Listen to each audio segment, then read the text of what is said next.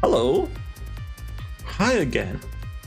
It's episode 2 of how to make TF2 map. I am brand new at this. How do I do it? I have the map that I was working on. It's not really a map, I guess. It's more of just an example. So I can use the things that I'm teaching. And this part that I really want to chat about is displacements. I had mentioned in the previous part that the displacements is what gives you like natural terrain. Let me just quickly go to my previous example with Silverline. Well, not my previous example. This is the map that I loaded up to just copy some entities over, but it has quite a lot of displacements that I can show.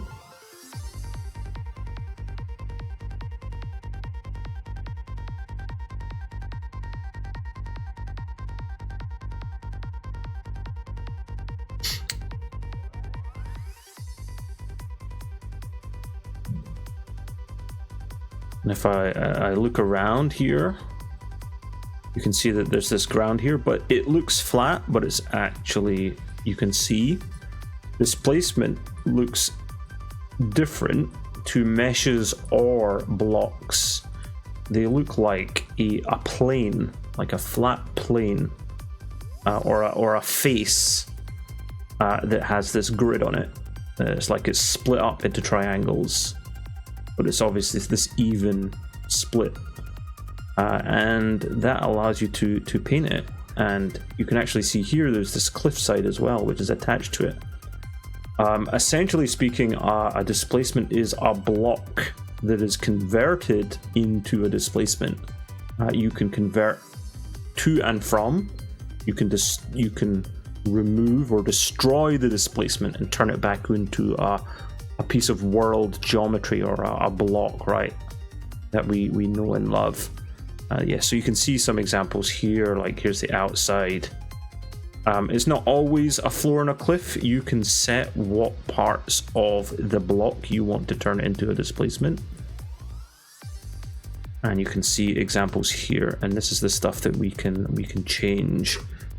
But that's just an example of what you can do with displacements, right? With displacements, you can create more interesting shapes like so. Once you start to become extremely experienced with them, and that will just come with time. Just use them, and you will get used to how to make this work. But the simplest stuff is to just make simple flat planes, almost like this, to just give you some interesting terrain, like say for example here, right? These are just some displacements here that are connected together. And one of the fantastic things that they do is you can connect them together. So here's this example here, right? I made this last time, and I made them just blocks. I'm just going to select the selection tool as before, and I can select between these blocks. I have these cliffs here, and I think a good example here would be, I will extend this out first and make a little bit of a larger area that maybe twists, it turns, and I will be able to explain a little bit better of like how you use the displacements, how you would make this a displacement, how you would go about. For example here, well, listen, Fishbus, you've turned this into just flat blocks. It's supposed to be a natural environment, and all you have is a flat ground here with just one block.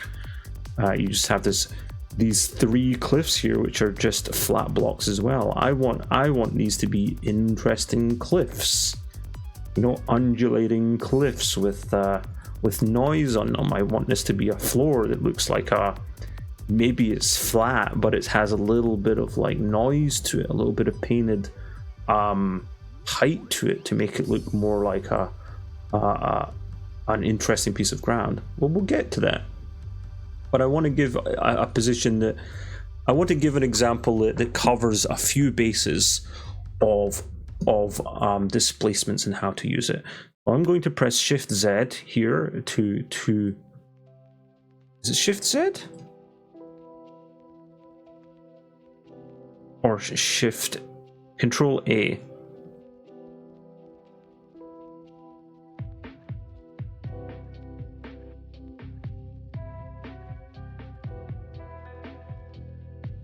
That's interesting. So Control A to bring up all of the views, and Shift Z tends to jump into the camera view. But right now, I'm just going to press Control A so I can get onto all of the views. I'm going to bring the grid back up to 64, which is the thickness of these big walls. I'm going to pull this wall out here. I'm going to also extend it upwards a little bit. I'm going to make this corner here. Let's call it a corner of ground. And I'm going to shift drag and copy this wall here, and it's going to go up over here and pull around here. Again, I'm going to duplicate it and make this bit here. Maybe I'll extend it. I'll select all of these while holding Control. I'm going to bring up the Vertex tool, right? We went over that and why that's quite useful. And I'm going to select these common elements on the left side here and press Enter and just pull it all over, which, see, I can just stretch certain parts all over.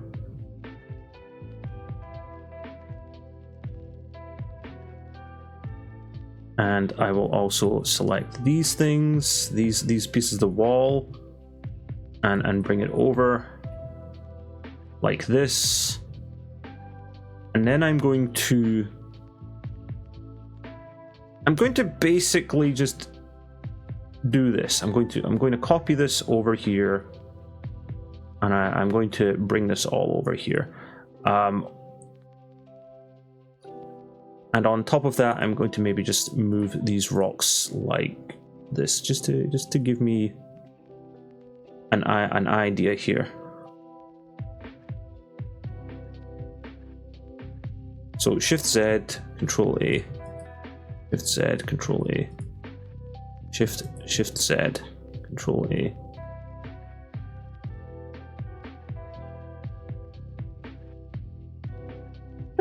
It's kind of weird. Shift Z and Control A, they're kind of at odds. I'm just going to left click and then right click on this just to copy this texture over. So this is a perfect example of, like, I would like to convert this into a ground. How do I go about doing this? Well, here's something that I will talk about again. Let me go back into this. I'll Shift Z to toggle this back, and I'll duplicate this. And I'll bring this up. And what I'm going to do again is I'm going to raise all of this roof here to higher. So what I'm going to do is here's an interesting way of doing this. No, can I mark all of these things? I don't know. I'm going to play it safe, and I'm going to hold Control, and I'm just going to select all of this with the selection tool. Make sure that I've got all of the sky for this room, and I'm going to I'm going to change it to the vertex, and I'm going to pull it all up a little bit more. I'm going to make it even higher. It's good to just make it really high, and then if you want to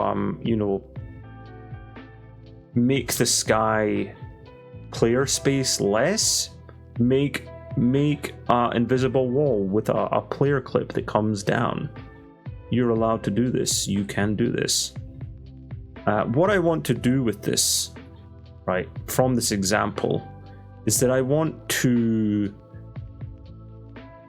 make this, right. I'm going to make another piece of ground here, And this is going to be, if I control E to center it, I'm going to raise this up and I'm going to make this higher, right? I'm going to make this higher spot here. And this is going to be another piece of ground here. Oops. Another piece of ground here, and I'm going to use this bit here, right? And what I want to accomplish here is I want to make this interesting piece of geometry, this ground, but I also want to make the ground come up to here, so it's almost like a ramp, right? It's like this slowly moving piece of ground that slowly raises to up here. So how will I do this? Well, we talked about how when you make an entity or a tool brush, like a function, a func detail, like these, they don't count as world geometry. They don't count as a solid geometry.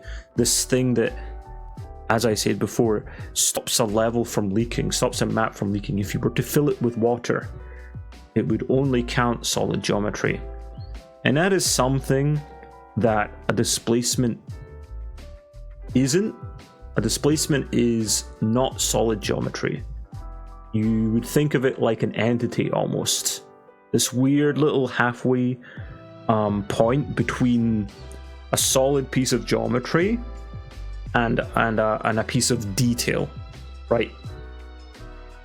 Because it doesn't stop leaks, and it doesn't count as solid geometry, even though you use a piece of solid geometry to begin with. But you could say this about these tool brushes. You could say this about like func details, these detail pieces. They are solid geometry, but you're doing something to it that converts it to not to be considered solid geometry. Much like, you know, if I press Alt Enter, this is a func detail, this piece of ramp, right? We don't want it to be considered. If I go into the vis groups, right, I can turn off world details. You can see this removes these things, and this is something similar to if I scroll up with these auto-generated vis groups, we have tool brushes, right? Those don't count. We have entities don't count, and we also have things such as displacements don't count. Now the thing about these auto vis groups that I forgot to mention, but I can presume that you may understand it from the language here, is called auto because it's auto generated. When you create an entity, your first entity, it will create an entity layer. These are layers basically for all of these items. Some items, some of these entities might be in multiple of these layers, and they're exclusive. So if you turn off one, it'll turn them all off, right? If one is sharing it, if you have one entity that's sharing like multiple things, if you turn one off, it will turn it off. You don't need to turn every single thing that it lines up with. Or should I say it's inclusive? It depends which way you're thinking of. All right. So, displacements. You would think, well, I would just do it to this. But no, that's not how we want to do this. The best practice here, right now, is to take this piece here, and I will press X just to change this back into this handle, and then I will right click to toggle between the modes, and I'm going to duplicate this up. Because it is an entity like object that doesn't count as solid geometry, you want to start with a piece like this, and the best way to start a displacement is to have it, you know, create a base level where you want it to be, because remember, you're going to be pulling it up or down according to where it is. And in this case, I'm going to just place it here, and if you go to The interesting thing about displacements is it's counted as part of the face texture application part of this editor in Hammer. So if we press Shift A or we click on the texture application, or Control Z, or Shift A, right? Shift A to bring this up. Like before, we can change textures by, you know, changing it, left click and right clicking and all of that stuff. I'll left click on this material and select here.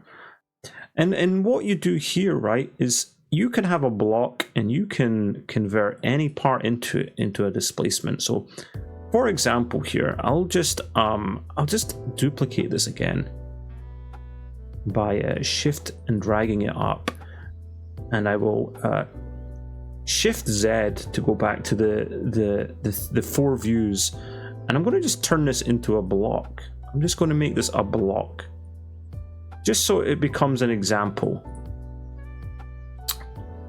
And what I will do is I will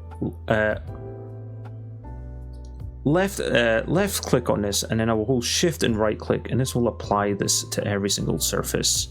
I'm going to Shift Z again while on this view to maximize it. You've got all of these faces, and what you can do is you convert faces to turn this block into a displacement. Again, what I will do is I will just put these textures here. And what happens, right? I want to convert, say, this face into a displacement. What I will do, there's all of these material things here, which is useful, and we've talked about these before. But this stuff is going to be displacement. So we're going to click on the displacement side. And this is about saying, do I want to convert these now into displacements? And if I select this top one and I do create, I will be asked what power it is, which is basically a way of saying how detailed do I want it to be. And being on 3 or 2 is pretty good. I'll just keep it on 3 just because it's the default. And if I press OK, you'll see what happens to the block is that all the faces are removed except the single one up here that I selected and converted. And this is now a displacement, which is something I can start to paint like terrain. So a lot of the time when you create displacement, you'll probably just from a beginner point of view, you'll probably, like in this example, I want to make this basically a piece of displacement, and then I want to make this displacement here and this displacement here. Maybe I make the whole thing a big displacement with one piece of geometry, like one face.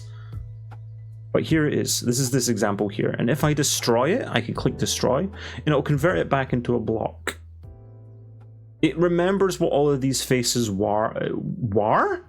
It remembers what all these faces were in terms of like what they're, how big they were, and all of that. If I create this again, I'll go to power 2 of 3, and if I Shift Z again to go into the multiple views, and I select this and I Control E it, you can still see that the block still keeps whatever its thickness was. So you can still keep it. You can move it around, and you can duplicate it if I hold Shift and place it next to it. So you can basically edit it in its base form like the block. So I'm going to delete it again. I'm going to Shift A to get back into this and Shift Z to maximize this view. If I destroy this again, it will remove all the displacement. So if I destroy it, if I did anything in order to make this displacement interesting, and I painted it and I made it higher and lower, destroying it will remove all of that information. So you do need to remember, when you create and destroy things, you are going to do that. But hey, that's what Control Z is for. That's what undo is for. So another thing that you can do with this, you don't need to be forced to do this displacement with one face. If you've got multiple faces that you think will be useful for displacement, you can select them all, and you can excuse me, I don't know why it forgot to hold that, but I will select all of it and I will do create and do power of 3. And that will make all of these things, all of these faces, part of the displacement, which is quite handy because they're all pre-connected. And I didn't select the bottom face, so the bottom face isn't a displacement anymore if I move this up. So I say that the power is basically, if I hold shift and left click, I'll select the whole cube, basically all of the displacement faces. If I change, when I create this, I was told what power it was supposed to be, which is basically how many faces are created on it. Is it the power of 2, power of 3, power of 4, right? I can change it up and down and apply it, and you can see if I change the power down, it gets less detailed, and if I put the power up, it gets more detailed.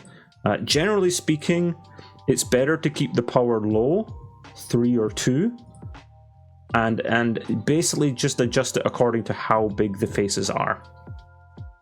What I'm going to do is I'm going to select all of these, and I actually won't destroy them. I won't destroy them quite yet, because here's the example, right? I'm going to select all of this. I'm going to change all the attributes back to 3. There's all of these little bits that you can change, but I wouldn't worry about it because these are really little extras that you can specifically do to do very minor things that you will hardly really ever do 99% of the time. So I wouldn't worry about it. So hey, we've made a displacement. Let's do the thing that makes displacements cool. Let's paint the geometry. So if we click on paint geometry, we'll get this new dialog box, which is basically it will turn your cursor into this interesting sphere with an arrow pointing up. Now the arrow pointing up is saying this is the direction that will pull it when you left click it. You can see it going up when I left click, and it will go down when I right click it. And the sphere represents the radius of this this push and pull action. So I will Control Z to bring us back here, and you'll notice that it's quite fast, and it's kind of relying on your computing power. So let's change what some of these brush settings are. This is what the displacement dialog box is. It's the painting geometry brush. So we can change certain things about the axes and things that we're painting along, but generally speaking, it's kind of working already because we're just painting up and down, and we're raise lowering, we're not smoothing, and we don't need to worry about spatial. I think the biggest thing is that maybe we want to change the distance of the, not this is the distance that it changes per second, or I should say per frame, per tick. It can get really this scale is really awful. This is way too quick, right? And even on something like 6, it's still too fast. So you probably just want to change it to something like 1. And if you press enter, it will actually turn off the dialog box, which is again a bit of a annoyance. So remember, just change it to 1 and then don't worry about it. And that should be a decent enough speed to allow you to react to the change. And then we want to change the radius to something, and you can thankfully see that the brush does change size. So if I left click this and right click this is a lot nicer to work with. Now they're much like anything brush related and painting related. If you hold Control or Shift, you typically get different ways to do the same thing without having to press buttons. You hold Alt and hold left mouse button and just move it up and down or left and right. You'll be able to change the radius dynamically. Well, not dynamically, but at a whim, as opposed to using this. And if you hold shift, you'll see that it will change to yellow, and this is just allows you to pull and push up and down instead of you having to continually apply the pressure by holding left mouse button or right mouse button. Right mouse button will pull it down, left mouse button will pull it up. So I'm making a mince meal out of this, and I will click smooth, which will turn this. If you left click, it will just try to smooth all of the vertices into an average. It will take the whole area that it can connect to, like inside the brush. So you might end up getting things where certain points are outside the brush radius, and you aren't able to pull them back into some sort of sensible size. Now I've smoothed everything, and basically what's just happened is it's basically reverted to what it was at the start. So I might just go raise lower again and just do a little bit of left click, right click, massage it in a way, and it gives you this interesting shape. Now you'll see that I have these cliffs here, and these are already they're already displacements, which is interesting. But I want these to be part of it, right? So if I hold shift and left click on this this block, it will select all of the faces associated with this block. And what I can do is I can press So or Su, and what that will do is it will any faces that in the block share the same edge, it will sew them together. If I click sew, you will see that it will try to average out and then snap them together. And it's pretty good that when you're editing faces by themselves, isolated from these other ones, and you want to bring it back in to connect properly, you can just use sew to do that. Now it's always related to the ones that you've got selected. So if I select these two and sew them, it'll just sew these ones together. So it allows you some flexibility of how to work it all. I'm just going to shift click this again, sew them all together. And if I paint the geometry, I can paint it with the ones that I've selected. So I can pull this up and push it down. And this time it will start to affect the other faces. But you will also see that I'm starting to, well, make this look like it's melting at this point. So you're going, how do I affect other faces in different angles? Well, this is what this axis is for. You can change it to X, Y, or Z, or subdivision normal. This, unfortunately, doesn't really work, which is kind of annoying. It's more of a different type of tool. You probably have to use Sculpt for that. It's a different method. This is the first method. I'm used to this because this is how I used it for like many years until they added the Sculpt version, which is not too dissimilar. It's just a different way of thinking about it. It's more akin to using a Sculpt tool inside, say, ZBrush or a Blender. If you're using a Sculpt tool, which more is spatial and uses the screen space than it does than using 3D coordinates of this world, as you can see. So if I change this to say XY, you can see the arrow change. So for example, I might just take the Y version and then just do this. I can pull this out a little bit, you know. Go to this side, do it like this as well. Just pull it a little bit. Just do what you think helps make it look kind of nice, and then I'll do the X-axis and do it on this side. You can pull this all out, you know. Make it maybe a little bit more round and bulbous, or make it so the base is a little bit more stretched at the bottom than it is at the top. And if I just flick between that, get a decent,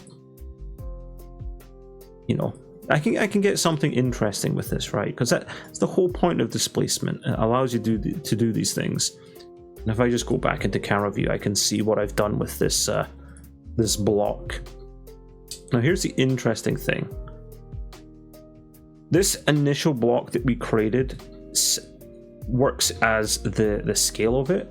So if I scale this up, it will also scale everything according to that. There's lots of different ways to organize displacements, and it's completely up to you how you decide to do it. One of the most common, I would say common ways, but I would say it's definitely the quote-unquote professional way, is that it's best for the most part to not make displacements share the same block, because it makes it difficult to, one, keep track of the displacements and like disable them and destroy them, and it makes it easier to sew them together. And I will show you how to do this. What I'm going to do is I'm going to destroy all of these displacements. This converts it back into its normal block, and if you see, if I re-displace all of this, all of it is forgotten. But that's okay. I'm just going to delete. I'm going to delete the block, and all of this displacements are deleted along with it. Now, when I talk about displacements, and you should split them up into separate single displacement faces, this is what I'm talking about. I made this bit of floor earlier, and I raised it up, and this is me going to create this. This floor is going to become a displacement. So I'm going to select this block, and I'm going to make sure that I just have this top face selected. Just left clicking on it. I'm just selecting around just to make sure that I know that it's just this isolated face. I'm going to go to the displacement, and I'm going to create, and I'm going to keep it on power of 3. Is this detailed enough? I'm not sure. This is something that you may have to ask yourself. Do you want to work with more faces with a lower power, or do you want to work with less faces with higher power? Well, that is up to you. My personal vibe and how I work is that I work with more faces with lower powers. So in this example here, I have this one big face stretched right across from the left side to the right side. I think I would rather work with maybe 2 of these faces. Now, again, what you can do is you can just, you know, Shift Z, go up into the top view, scale this down, and then duplicate this by Shift dragging. Or a nice, easier way that we learned from before is just go to the clipping tool, slice across the middle, and then make sure that you just left click to toggle, and you have the you're in the slice mode. And if you just press enter, you'll slice it into 2 pieces. And that's a nice way just to balance that out. And because we don't want this ground down here, this is where we come across, and what we should do is we don't want to use this ground anymore, but we need it to seal the area up. This world geometry. I'm going to apply no draw to it. Or this is just the same as browsing and selecting no draw. Hammer++ is being kind enough to add this quality of life to just add a button that applies that texture straight away as one button. And we can use this to keep track of the solid ground at the bottom. So we have these 2 faces now, and I'll hold Shift to select both, hold Control, sorry, to select both of them. And now I can paint this geometry. I'll make sure that the radius is bigger, and then I'll make sure that the axis is the right axis. In this case, I'm just going to use the face normal, which again doesn't quite work because, as we found out, face normal is apparently always up and down. But anyway, this is fine. This is fine. And what I'm going to do is I'm going to right click, and I'm going to push this down a little bit around the place. We can use other tools such as subdivide, which is not that useful. So I won't really go into it maybe until the end. And noise, well, the thing is, you're probably just going to generate the noise yourself using these brushes and just, you know, moving it up and down and just creating this interesting undulating terrain. Now you can see that it's going past the floor, so I'm going to make sure that this never goes straight into the floor. I can use this as a base. If I want to be able to bring this floor even further down, what I should do is I should take this, the no draw floor at the bottom, and push it further down to give me the space. But I don't need that extra space. I'm going to make this flat terrain, sort of flat terrain, go all the way around this corner. And I'm going to do it properly, just to make sure that it's nice and professional. So I'm going to do this. Maybe I raise it up a little bit up here, right? See, this is the thing that allows you to do. It allows you to do like interesting geometry, and I'm going to keep it low at the stairs in the middle. I'm going to use a little bit of smoothing to just smooth this out. Maybe change down the distance a little bit just so it doesn't change immediately. Raise and lower, I might even hold shift to just pull it up and down. There we go. Right, if I click noise, I can add some noise, and it will just basically calculate it in hammer units. So 16 units max. It won't do much, but it's enough. It's enough to be to affect things, right? I don't know why this is doing this. So if I just paint geometry, I'm going to just pull this up again. But you know, you can do different methods. You can do the noise yourself, right? That's usually how I do the noise. I just when you play about with this displacement, you will naturally create noise. So it's just like a little extra method of doing that. So I'll close this, and now we've got this beautiful geometry. If you see, like, even it going down just a tiny little bit, you don't need to worry about that. It's only if it really starts to push in a lot, because this is colliding terrain. So if I run across this, I won't go any lower than this piece here. But the other problem is if you push it really far into the terrain, it won't receive light on those vertices. These vertices all receive light, and then it kind of blends it between all of it. So if you put this in here, it's not going to receive light, but because it's such a small amount, this is mostly going to be lit, and this is going to be ever so slightly dark, and it will hardly even be noticeable. But because we're just going to be nice and safe, I'm going to just pull it up. So even if I'm doing this and I've done, oh crap, how do I fix this?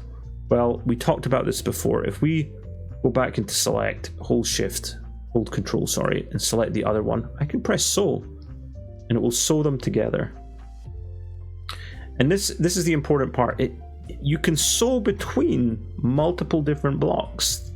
You saw before that the faces were all shared on the same block, but these are actually two different blocks. But the thing is that they all share the same vertex edges. Right? If I look at here and I look at here, you can see that these vertices are matched here. They're connected here. They've got the same size and the same points.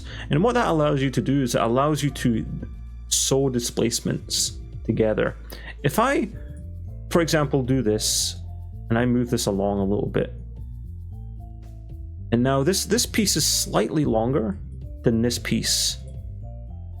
The edges are not shared anymore. They don't have the same edges. So if I select them and I try to sew them together, it's not going to let you do that.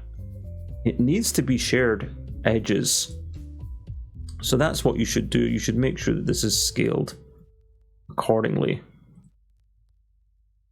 And you should start to understand now that if you want to create a nice continuous piece of terrain, you should always try and match these quads. You're building these in like quadrants, where all of these squares are extending along the world to create this large piece of terrain.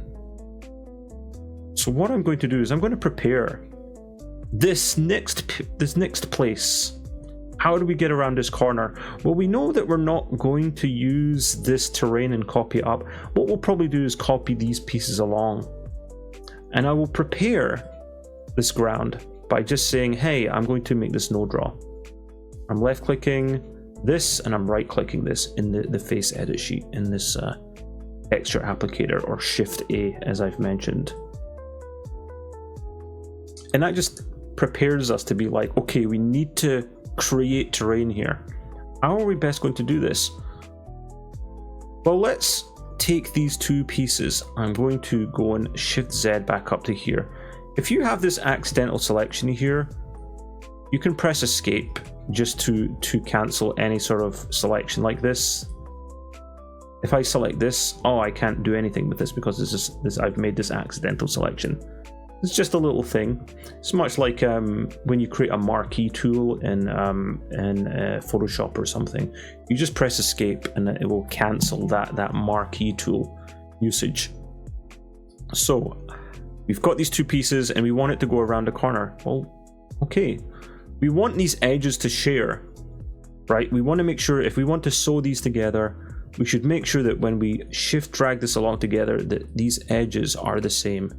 And now I'm going to just drag this along and scale it so it's here. So now we have these 1, 2, 3, 4 pieces. And because we want this edge along this side to share with this edge and be the same size here, I'm not going to drag this along and scale this up over here, because this means that these two sizes are different. So instead, I'm going to just Control Z back and undo this, and then I'm just going to copy and paste it and place it over here. Now what I can do is, if I Shift Z back into full screen on this view, I can select all of these displacements now and then just sew them together, and that will fix any of these problematic areas, right? Because what I'm doing is, if I've copied this, then this edge here is going to be here, and this edge here, this inner edge here is going to be this edge here. So all the edges aren't going to work anymore. So I can just sew them because they all share the same edge now. Because we're making it in such a way that it makes sense and it's all efficient and connected. So one of the other requirements that I've asked for here is that as this terrain comes around this corner, I want it to also raise up to here. Now there is a way to do this that you will think about right now, that you know that you want to do it because of how I've taught you and what I've taught you so far. But unfortunately, that is the naive way to do it. But I will show you. You will probably think, and most people will think, well, if I'm going to make this go up to here, like a nice solid ramp, what I'll do is I'll do a nice big radius, and I'll pull this up like this, and you're like sitting there for a little while as this all raises, and that means that I can do this. Oh, and I can do this nice soft raising all the way around. And you know what? I won't fault you. I will not fault you. I do this sometimes. I still do this sometimes when I haven't planned ahead. And it's not exactly like a massive mistake. It's not like a horrible mistake that you should feel bad about and you should never do it. Because sometimes it's okay to do it this method, right? You smooth up this little bit here just to help make it so getting up this edge here is a little bit easier, and then you're fiddling a little bit about how to make this work perfectly. And just smooth it a little bit more, right? And you just raise it just a little bit. You hold Shift and pull it up, and you get it the way that you want it, and it's working lovely. You can do it like that. There's nothing, as I said, it's not the best way to do it, and this works quite nicely. But it does have this issue of being a little bit naive, because you've just made this the blocks, right? If you look at these blocks now, and I look at it in this view, you can see that this terrain is going up really high, and you can see that the block that represents it is it's starting to kind of, it's starting to exit quite far out of the block that you've done. And if you scale this like to double, then it can get kind of like crazy. But at the same time, you don't really want to edit a block that's got a displacement on it. You just want to maybe just move it around and copy and paste it and things. And that's one way of doing it. But here's the way that is a lot nicer and safer. What I will do is I will select all of these and I'm going to destroy them. And then I'm going to recreate them again. Right? I'm just resetting them. Right? That's all I'm doing. And then I will select these all again and I will sew them all together. So the best way to do this, if you know what your finishing heights are and how you're trying to connect them, the best thing to do is to actually turn this into a ramp that connects up. You're allowed to do this with a displacement as well. So we know that this is the face that we want it connected to. So I'm just going to use the vertex tool and do this basically. And you can see that this displacement goes like goes perfectly up to this.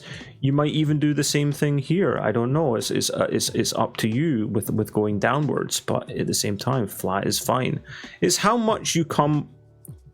It's how much you come past the extents of the original block. If you're going a little bit too far out of the extents of the original block, you should rethink about how you're using it. But at the same time, if it's not going to have too many knock-on effects, you shouldn't worry about it. But if you're trying to plan it all, if you're planning it all to connect together and be effective, and you want to continue on and make sure that you're not going to be hit with any like weird oddities down the line, then you should try to make it semi-fit what you're trying to do originally. And what you really want to do, a good practice, is to basically don't edit your displacements originally. Try to get your displacements, keep them flat at the start, and just try to make your way to the place that you're trying to go to without changing it yet until you've actually covered the whole area that you wanted to do. Because what might happen is, well, not even might happen, this just might be an example here.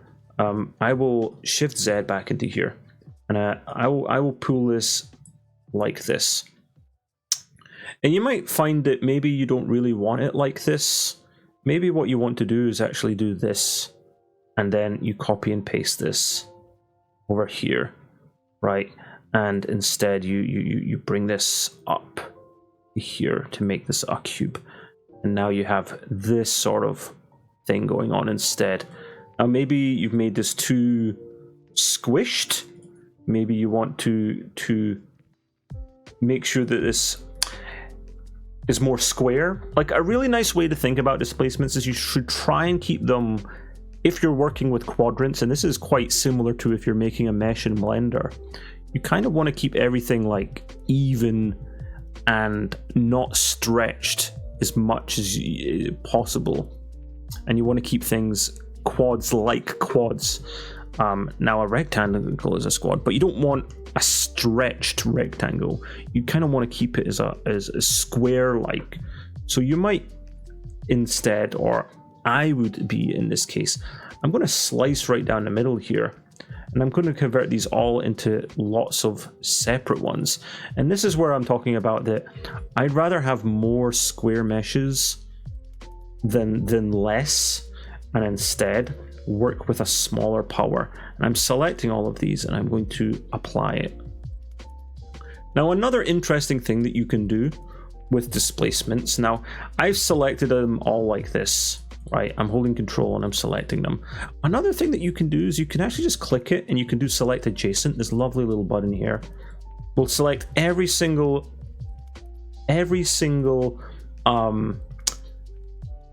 displacement next to it that shares the edge. And this is a good way of testing to see if you can sew it and you've connected them together properly.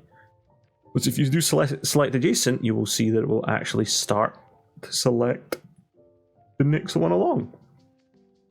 If this is not something that's connected properly, it will not do that. So it's a good way to test it. That, and of course selecting sew. Not all faces could be sewn because too many selected faces share an edge. Look for places where 3 or more selected faces, displacement or non-displacement, all share an edge. Sometimes it will say that, and it's not really that big of a deal. As you can see, it still did it anyway, despite doing this. And this just might be because you have too many selected, and it might take too long. So if I just do select adjacent there and then just do so, that's fine. Do another one, do so, that's fine. Select adjacent, do so. See, now it's like, okay, maybe you've got it too many times, and it can get a little bit big, you know. But yeah, as you can see, maybe more faces is better with less detail. Let's say, smaller faces. With a less power. So I'm going to select all of these again, and I could do something like subdivide. Subdivide just means that it tries to take the angles of the default face normal and it tries to blend it together smoothly. And what it will do is it will actually make this curve nicely up and down. But the thing is, these edges don't have anything connected to it, so these will remain straight. So it will be a little bit weird, but it might, you know, get us halfway there, right? If I do subdivide, you can see that it tries to kind of smoothen it out according to what the faces are. And this is the face of the block. It's not the face of the displacement, it's the face of the original block. You know that the original block here is a ramp, right? So it's got flat on the top here, a ramp down here, and then flat on the top. So it will try to subdivide along that. And it's just an interesting way to smoothen out these things. So what I'm going to do is I'm going to take all of this, I'm going to do the paint geometry again, and I'm just going to do a little bit of just messing around a little bit with it. I'm going to make sure that these edges aren't completely straight, because that's what happened because of the subdividing. And I can do this, I can pull this up, I can push this down a little bit, just help undulate this a little bit more. Maybe it's a little bit higher up here. Oh no, maybe not. But I'm just messing it up a little bit, so it's just feels like a piece of terrain. You know, it's flattish, but it has this interesting incline to it that takes us up to this point here. And we know if we reset it or destroy it and recreate it again, we know that we'll match that original surface to that default that we like. So what's the next thing? Well, we put these rocks on it, and it's like, okay, how do I put this up and down? I mean, you can hold Alt and you can come off the grid. And I did also talk about this, which is on my button, it's end, which is snap to ground, which is very good. But there's also this other one, which is snap and align, and I did mention it. I mentioned it here in the keybind editor, and this will be different from you. But you have this move to floor end, and I've got move to floor, align, shift end. And what that does, I did unfortunately say the wrong thing, and I said what it does is it moves it to the floor and then it aligns it to the grid. It's not what it does. What I meant to say is that it snaps it to the normal of the face. And why that's really good is in cases like this, when you're trying to align it to something with a face that's very difficult to predict. And what it does is it will try to make it align to the slope of this terrain in this example. So if I do press end and shift on my keybind, this snaps it, right now align, Align. Is that not doing it? I feel like it should be doing it. Maybe it's because I'm not on a nice slope. Huh. That should be doing that. Let me just double check. Keybind editor. Move to floor, align. Shift end. I feel like that's what it should do. Let's do this again.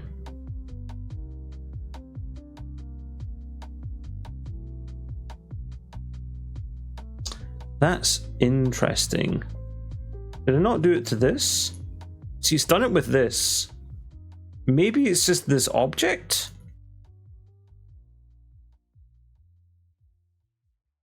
That looks like it's done it properly, but what it tries to do is it tries to snap it to the angle of what this is. And I think it has for the most part. I think the best way to see it is maybe on this very harsh angle here.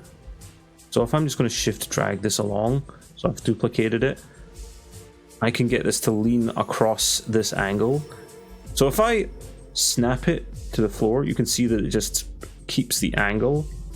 But if I snap it to the normal, is that just a bug with this rock? So if I do it with this one, is this going to work? That's really weird. I mean, what it should really do here in this case is if I get the rotation here, it should really do something like this. It should align it to this angle. I think this might be a case of a sort of a bug where it's not quite working as intended. Huh. Interesting.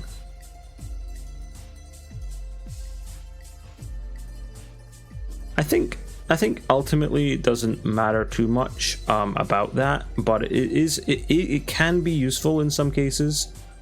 And because it's all terrain, I'm going to hold Alt while I move these things so it's not perfectly snapping to the 64 grid.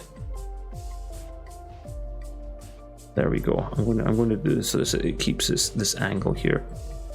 And I'm going to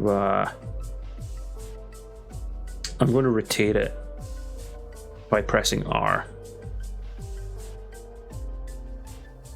So these are not all sharing the same angle here. And I will move this down a little bit. Just, again, this helps this. So here's one of the new things that you're going to understand with displacements here. You're going to have this extra new thing available to you, which is Paint Alpha. I showed textures where you saw these two blends of textures of like a base texture, which is applied to a block, but then you also have this alpha, which allows you to blend between two textures, or the second texture. And basically, it's like painting. Instead of painting this up and down, these vertices up and down, you're actually painting them between 0 and 1. Where you're saying 0 is this texture and 1 is this other texture. You might understand this in Blender as something like vertex painting. It's basically the exact same thing. And if you click Paint Alpha, this is how it will work. If I left click and right click, it will basically raise and lower this value up and down between these two values. Now I have selected a texture that only has one type of face, and this is what most textures are.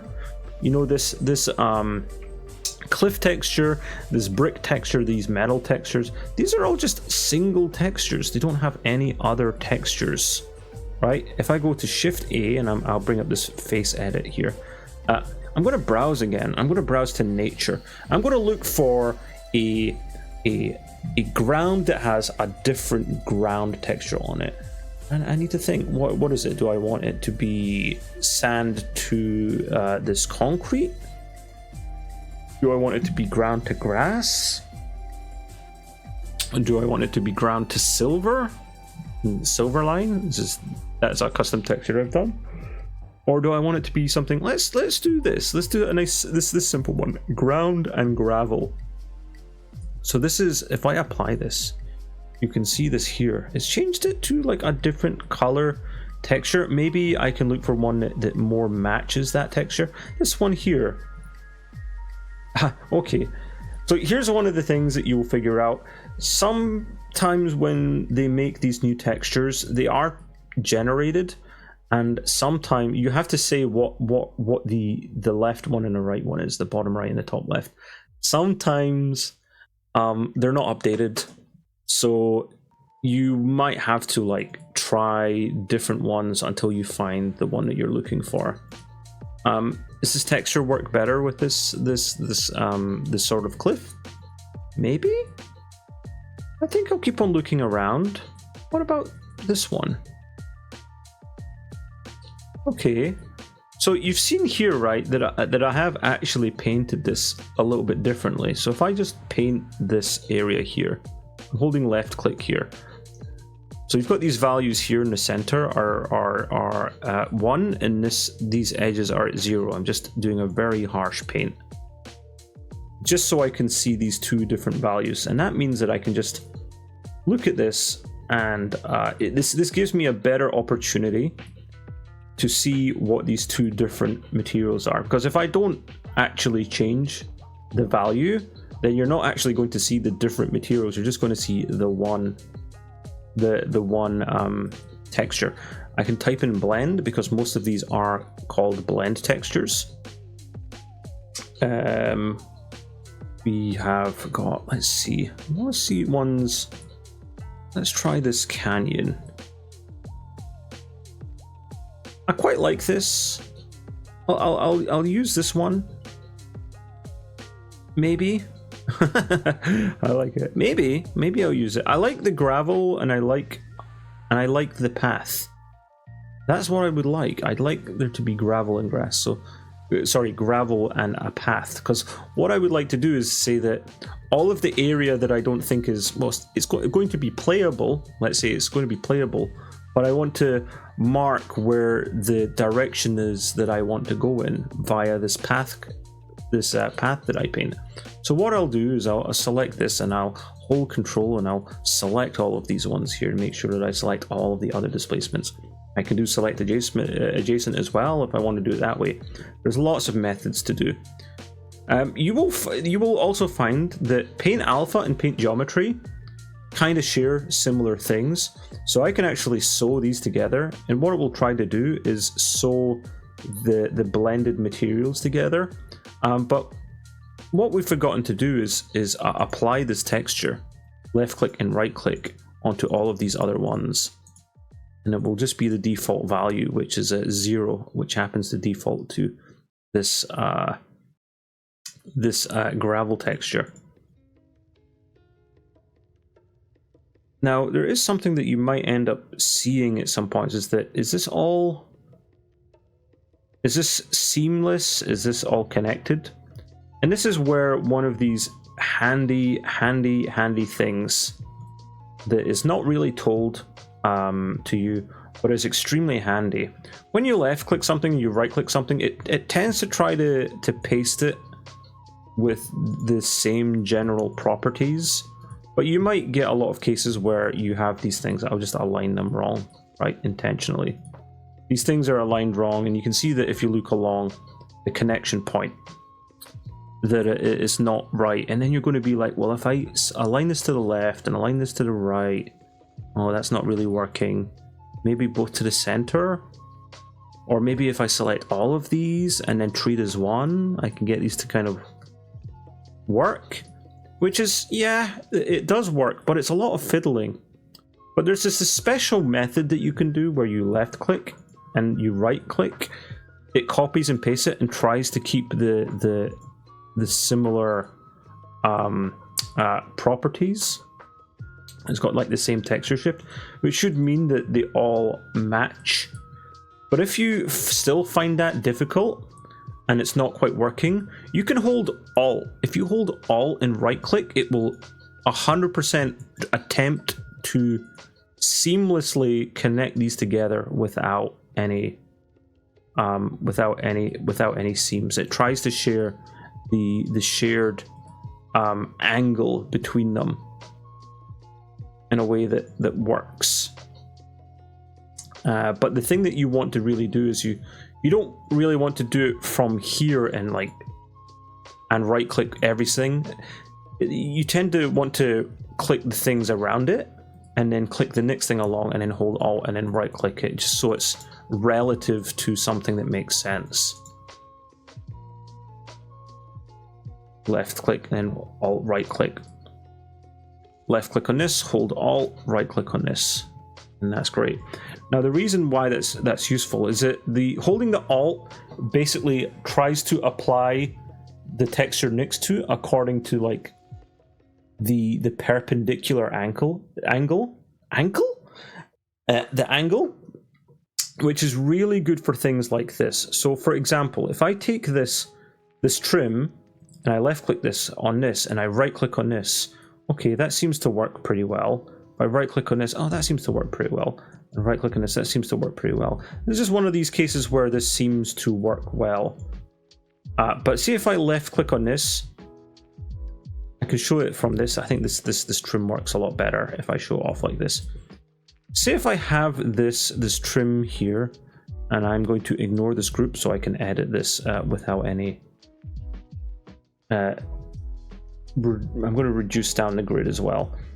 So imagine I have this pole here, and I'm like, I'd like this whole pole to be this material, and I just if I just like hold Shift right click and I just select and I'm applying that material, you can see that it's maybe a 50-50 shot that it aligns correctly. But if I hold Alt and right click, it will attempt to place it in such a way that it's relative to this angle.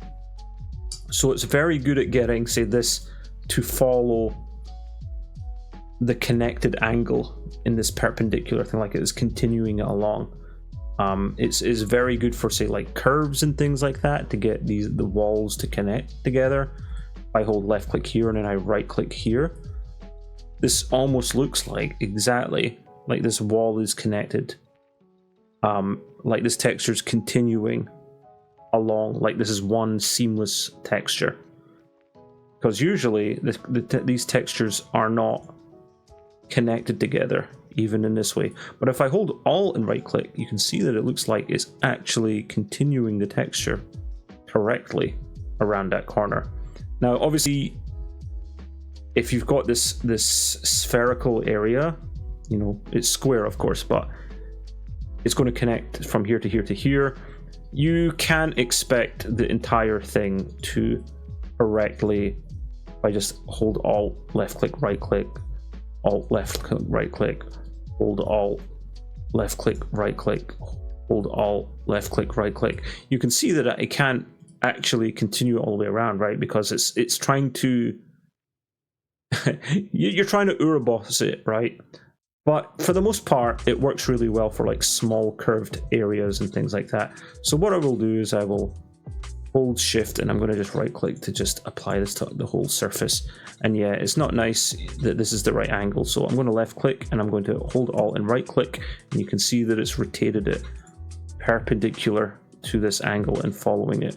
You can see this is the wrong angle. I'm going to right click on that, hold Alt and right click it, because it's going to basically say follow this surface. It's a very particular button, holding Alt and right clicking to apply, but it really works well for these cases. So you get the face that's correctly aligned, and you hold Alt and you right click on the face that isn't aligned correctly, and you'll notice that it starts to align it to the same angle, at least the same shared angle in a perpendicular sense. It's very weird. It's very useful pretty much 100% of the time. But you do get some of these cases that it doesn't quite work, and you just need to try and make it work. Anyway, we have these displacement faces, and I'm going to select them all, and I'm going to select adjacent, so I select all of them. And if I go back to it. They've all got the same type of material now. So if I sew them together, it will try to blend it correctly. So you can see here now that it blends that path correctly. But here's the thing: I want to actually draw this whole path. I don't actually need to select the whole thing, but it's kind of just nice to select it. It's not like a big deal. And I'm going to paint this alpha here. I'm going to left click so that I can see that this is you know, right click to change it to one value and left click to change it to the other value. And I'm going to just paint this this path that goes all the way up here. Just holding left click, and I'm going to just place that down. And I've drawn this main path. And what I'll do is I'll just press it a little bit here and there just to add some variance, right? We don't want it to be like perfectly like all pure gravel, and we don't want it to be all pure pathway, right? We just want to say like, hey, the areas that are beside the rocks are more gravelly, and the area that's like flat is kind of like path like. But we want the actual path to be like this pure path. And there we go. That looks really nice. And this is the thing, you will do this with the cliffs as well.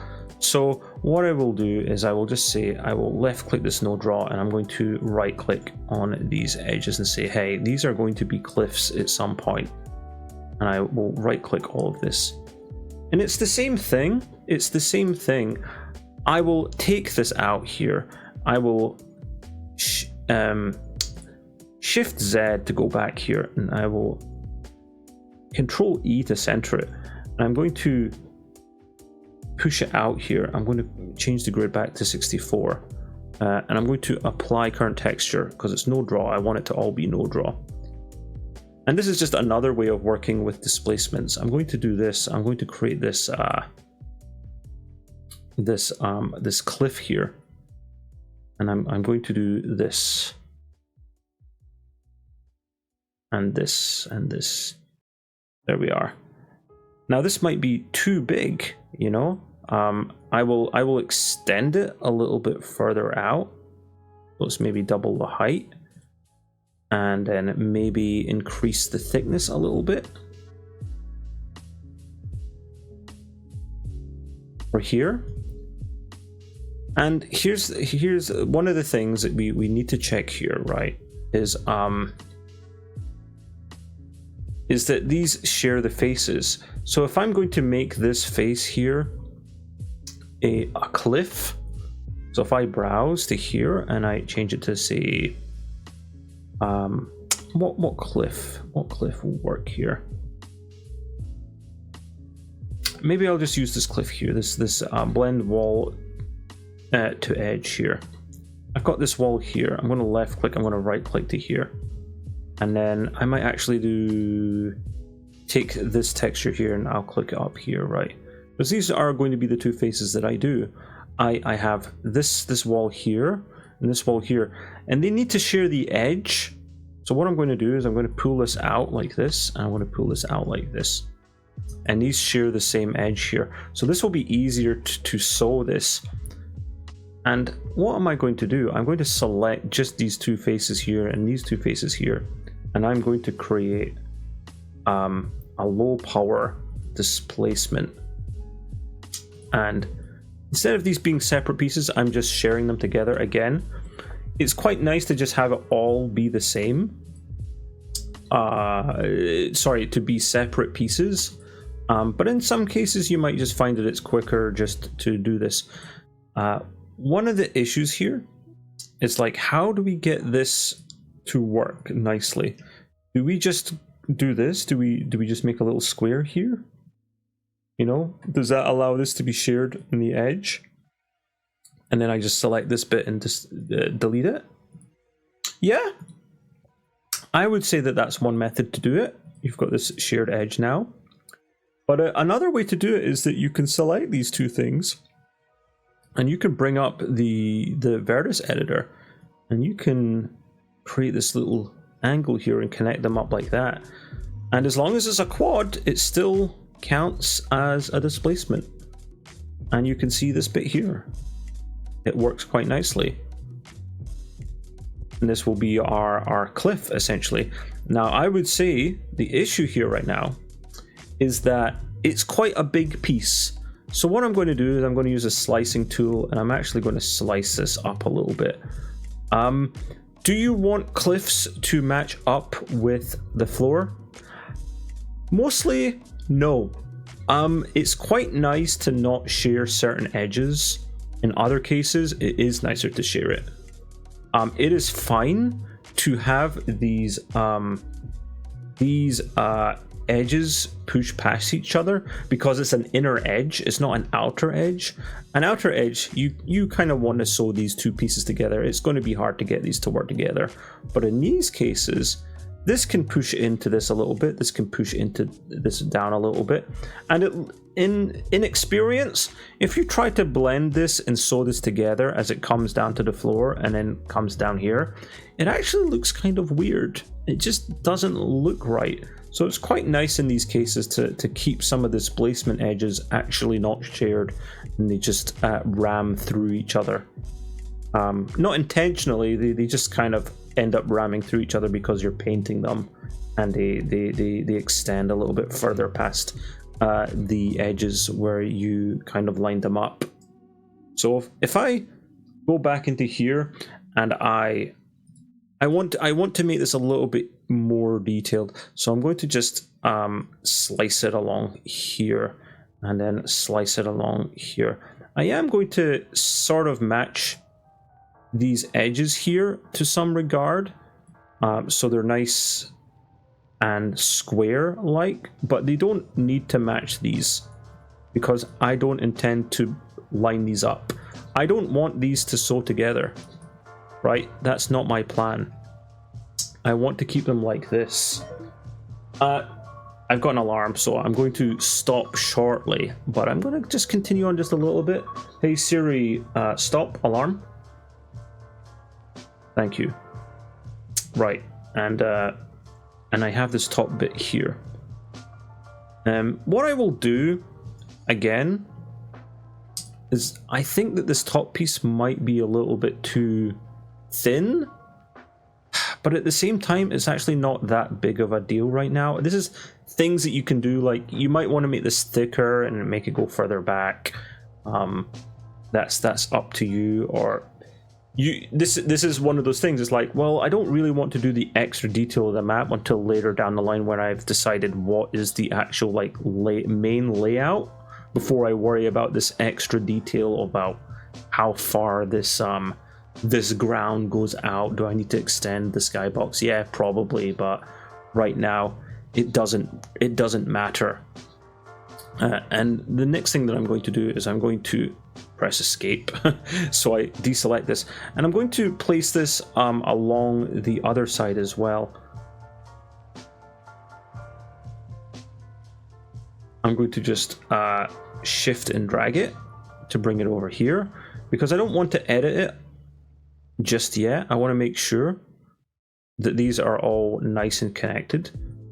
I'm going to shift and drag, and I just rotate this around. Just left click on these suckers to change what these pieces are. And then I have this little bit of an issue here. Again, I could fit this a little bit of a square here, but because it's not too much trouble, I'm going to move these 2 points together and make this little 45-degree angle and connect them like a lovely like a joint, like a, you know, like a frame joint in carpentry, like if I was framing something. And that just means that I can sew them together. And now I have these pieces here. I'm gonna select all of them just so I can edit them nicely all together. And I'm just gonna do a quick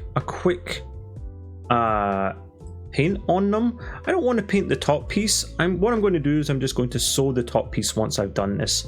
So I'm going to just do a quick one here. I don't really want to raise or not raise and lower it. I don't want to do it along this axis. I want to do it along the y-axis. I'm going to do this, and I'm just going to edit it. I'm just going to, you know, pull it along a little bit, and then do the y-axis here. Do some stuff here. Pull it all along here to maybe make it a little bit round, and do the stuff here. It's always nicer to keep the base a little bit further out than the top. I'm going to do this here. And because this thing's a bit of an angle, I could actually subdivide it and it will try to, again, do this thing that I was talking about, where the rounded edges tries to smooth it between these two harsh angles. And it does it along the shared angles. If I select these top bits, it will try to round it up along this top bit as well. But I'm not going to do that. I'm going to just keep it like this. And then I'm going to do this bit a little bit like this. And push it in like that. So I'm going to, again, select all of these, hold Control, left click, left click, left click, left click, left click. And I'm going to go back to this displacement tab. I'm going to select adjacent, which will select all these top pieces. And if I click so, I don't care, you'll still do it.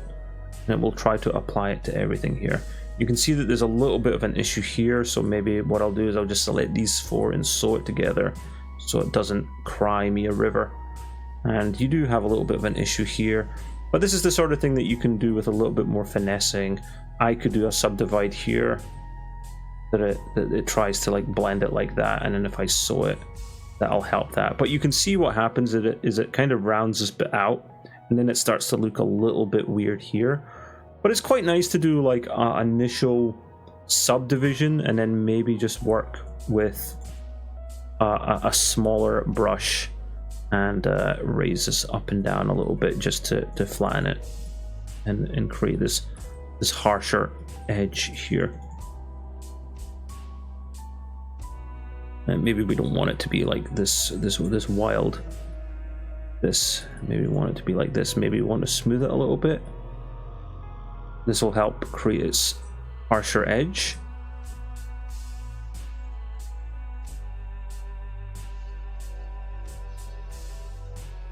I don't know why it did that. I think that's just a bit of an issue with the subdivision layer. But that's something that we can sort out with some better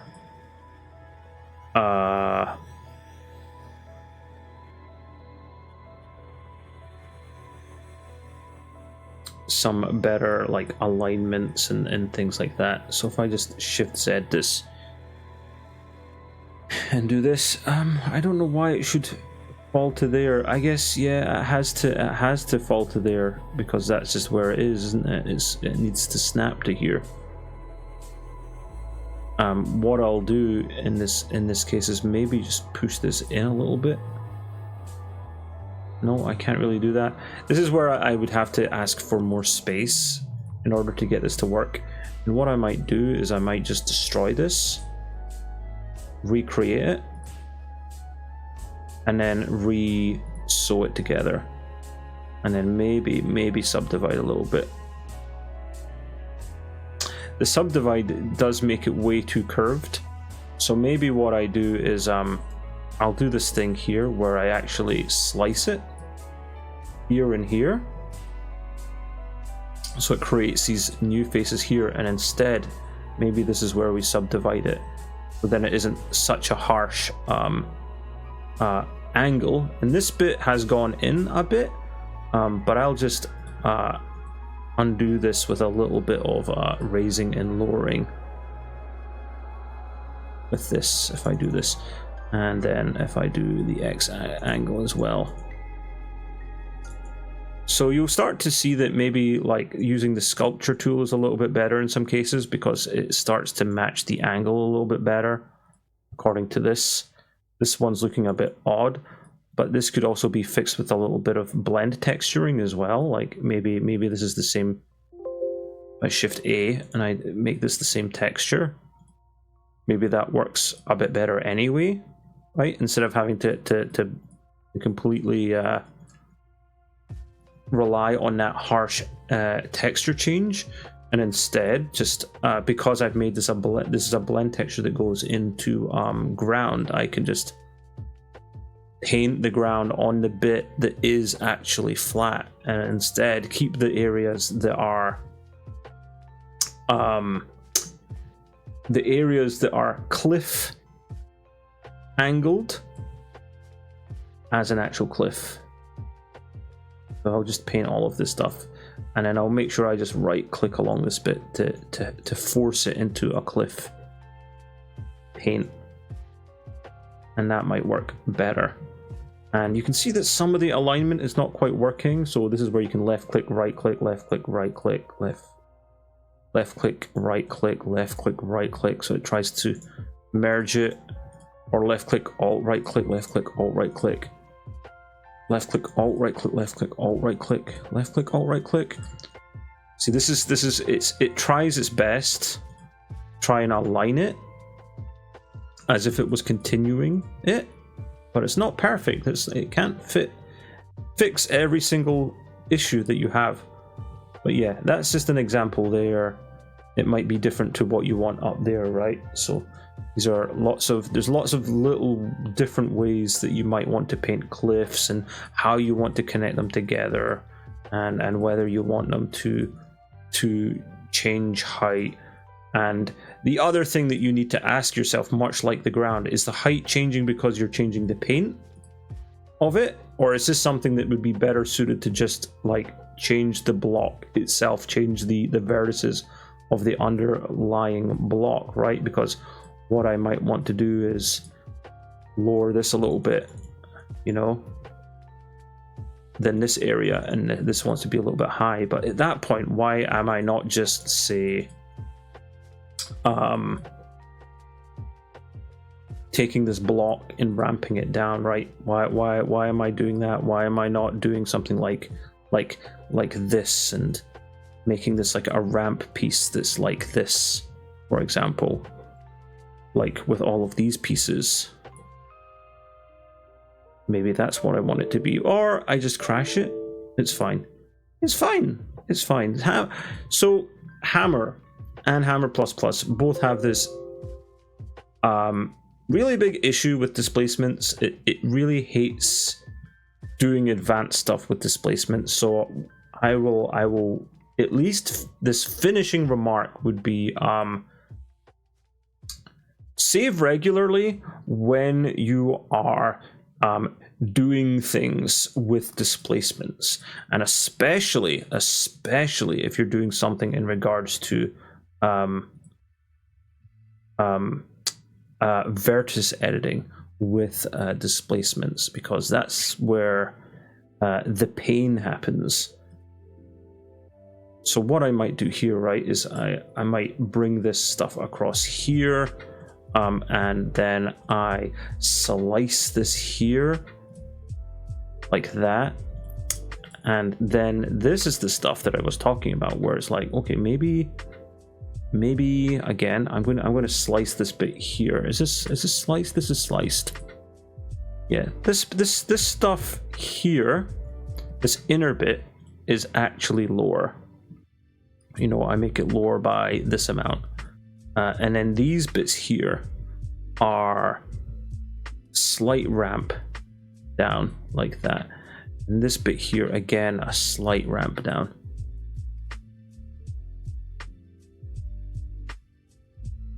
Maybe that's what I want to do, you know, to get this thing to have different angles, right? I will Shift Z to maximize this, and what I will do is I will select all of these, right? And this is another thing that you can do, is that you can use this area here and actually do a little bit of the editing here. Like this, I'll paint this up, I'll paint this up a little bit. and down, just to undulate it a little bit, you know. And maybe I'll reduce it down just a smidge. That means that I can actually lower just the bit that comes over to the cliff side, just down a little bit. I'll do it in all of that, and then what I will do is select adjacent. It will select all of these cliff pieces, and then I will sew it together,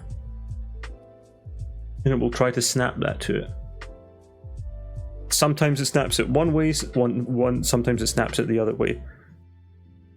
It's a little bit fiddly, but ultimately, with enough perseverance, you can get it to work the way that you want it to. Maybe I just make this radius really small, and that will allow me to just move these points individually. Again, this is the sort of thing that I'm talking about where, you know, if you really want it to look right, it's all just going to come with time. So what I will do just to finish off is I'm going to do one or two little things. I'm going to shift drag this fella. I'm going to alt enter, and I'm going to make a item,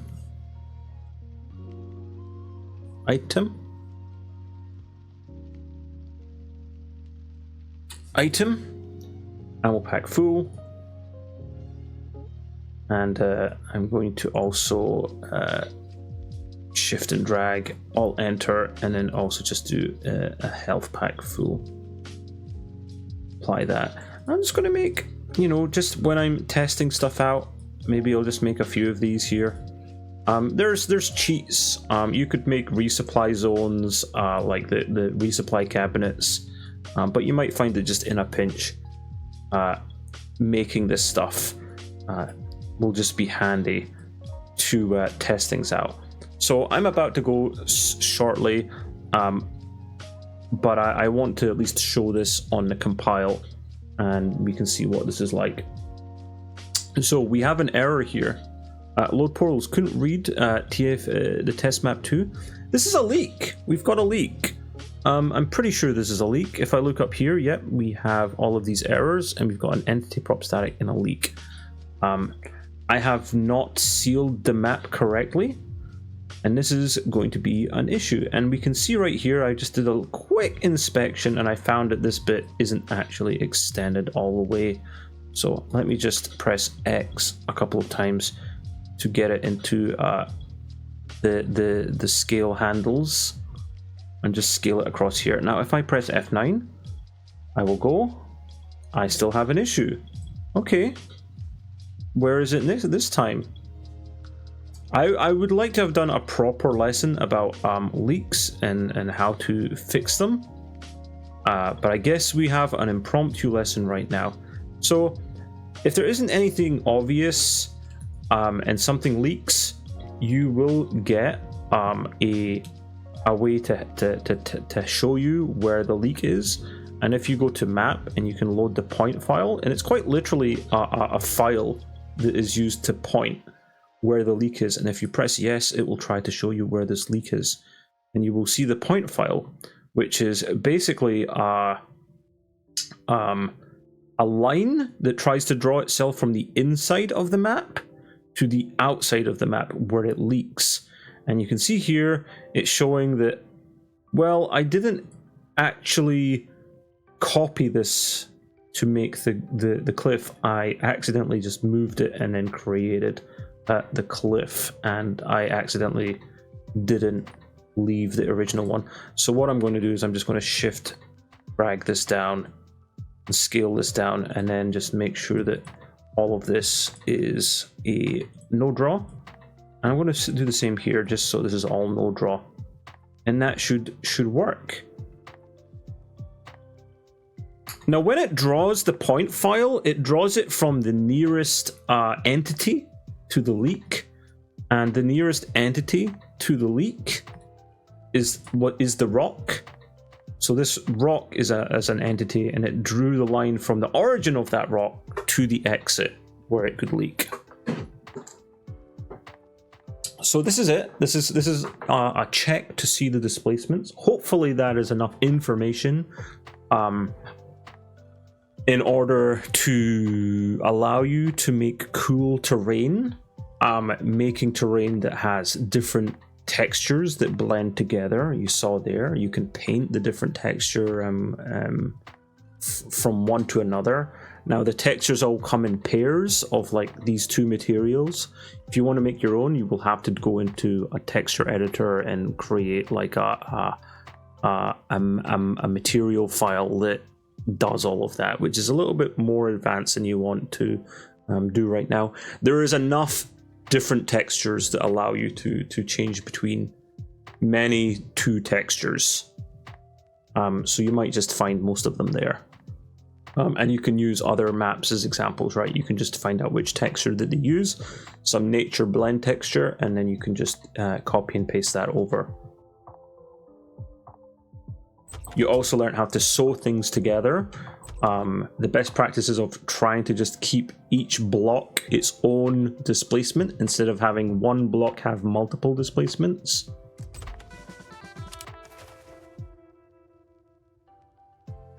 And there we go, there's the cliffs there. Are they the right size? Are they as detailed as you want them to be? That's up to you. You might...